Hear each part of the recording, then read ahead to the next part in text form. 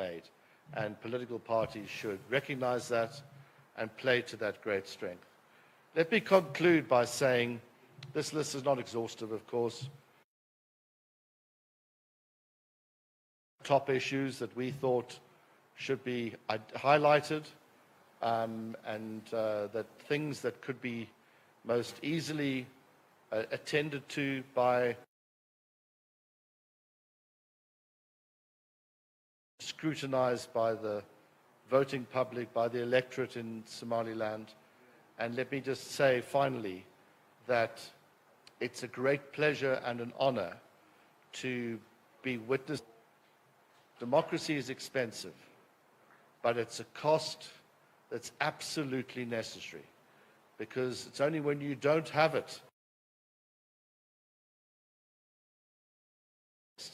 and it's not easy to create. It's not just a click of your fingers and you create a democratic process, institutions, but also a public that responds in the way that's intended.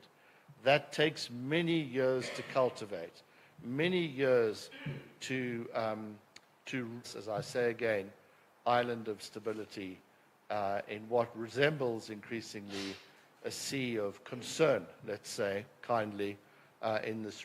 By saying congratulations to Somalilanders, congratulations on the way in which this election was run. It's a credit to yourselves, and it's a credit to Africa. Thank you very much.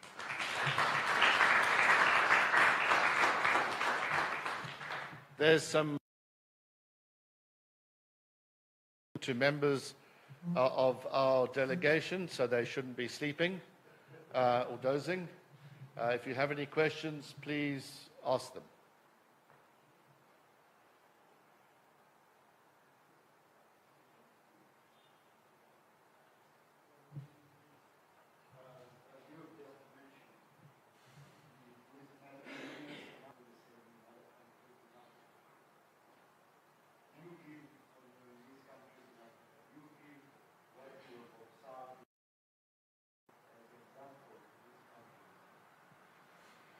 Well, it provides a benchmark, but not just for Somaliland, but also for others.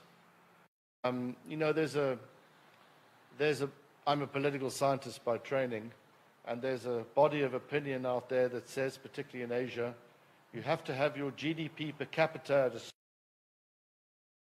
afford democracy. And actually, Somaliland completely runs against that theory. It's the absence of democracy is you have managed your politics over the last 30 years. So I think that Somaliland is not only an example to other African countries, it's an example further afield. And in an era where politics is increasingly, and it's driven in part by social media, becoming a competition for populist slogans and empty promises, I think it's very important for Somaliland also to lead the way in being rooted in the reality of political promises and political activities. So there's almost two sides to this. One's the technical aspect of running an election, the logistics and so on, and the other is the spirit, the way in which elections are run, the way in which people engage with these issues. So I do believe that Somaliland breaks that idea, that shatters the idea that you have to be rich to enjoy the fruits of democracy. In fact, I think you have to be, it's absolutely essential for growth and stability to have democracy. And I think it's and this is a personal comment, not one by this mission, but it's so important for donors to calibrate assistance to those countries, those donors who regard democracy as an asset, to calibrate their assistance to those that are going about operating according to democratic norms and standards as Somaliland is. And one would hope that out of this election comes further assistance so that you can build on the sorts of progress that you've made over the last 20 years.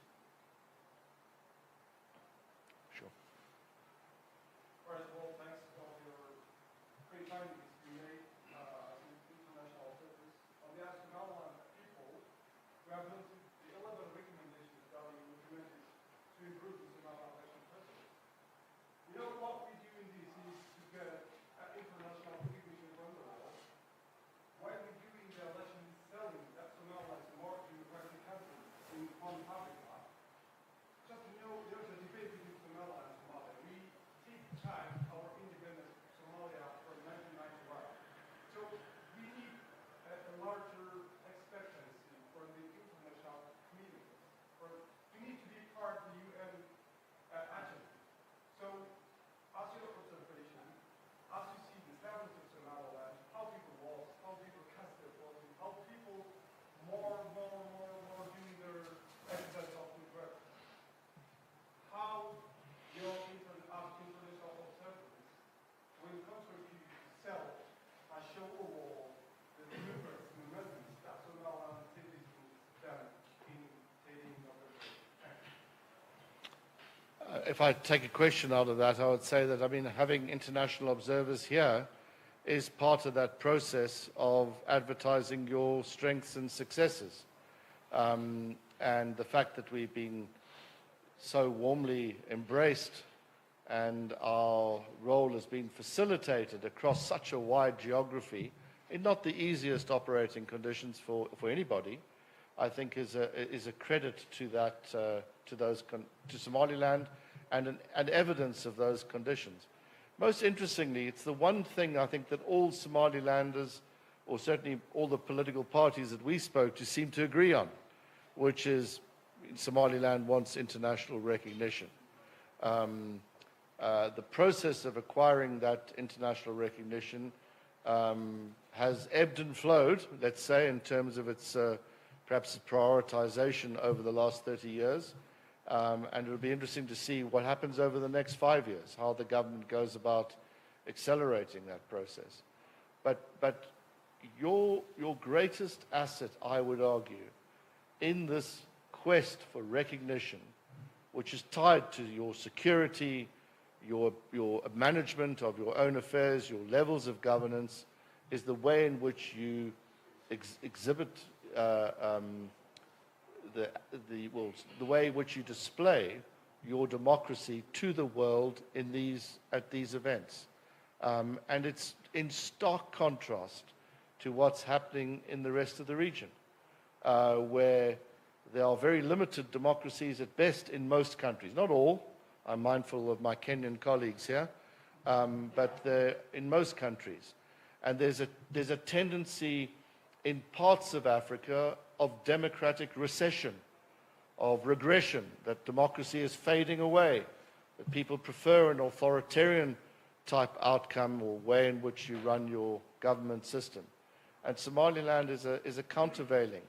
It's a contradictory example of the benefits of democracy. And that's so important, not just to Somaliland, not just to your independence ambitions, but to others in Africa. That you've invested in that, you've doubled down on democracy. And that's perhaps the big takeaway out of this, is Somaliland's doubled down on democracy and deserves to be supported.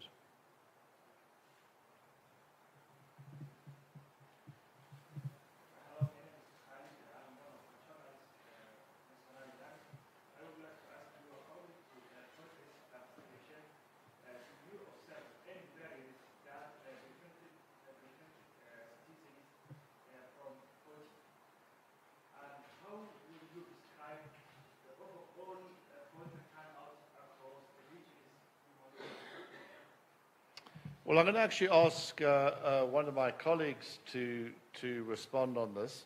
But from what we observed in the Baral region, and we were doing these calculations as I measured because there was no other means of assessing this, that there was reasonable turnout, faded away in the afternoon, but we would anticipate roughly, from our rough calculations, guesstimate, around about a 60%, two-thirds turnout. But that's very unscientific. That's just simply an anecdotal observation rather than a scientific one. in what we observed, and that's mindful of that caveat, we didn't see in Barao anybody being turned away at the polling stations that we observed, 145 at various times over the course of the day. Now, of course, an election observation mission is by its very nature limited. Unlike SONSAF, who spent whole days with one person at one mission, and that's absolutely critical, it's a very important role, you're not monitoring a single polling station over the whole day. So that's obviously a caveat in this regard. But we didn't see problems with registration. There were in Barao, but there were other instances. Perhaps Tendai, you might like to respond to this. Maybe come up here.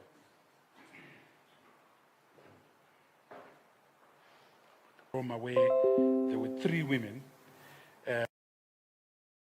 registration card, which was for that particular center, but their names were not in the actual voters' roll. Their pictures were not in the actual voters' roll. So we tried them that were just election observers. We had no powers, but we directed them to the commission. So we witnessed that in Boroma. So yes, there were a few people turned away, but only because polling stations. Thank you.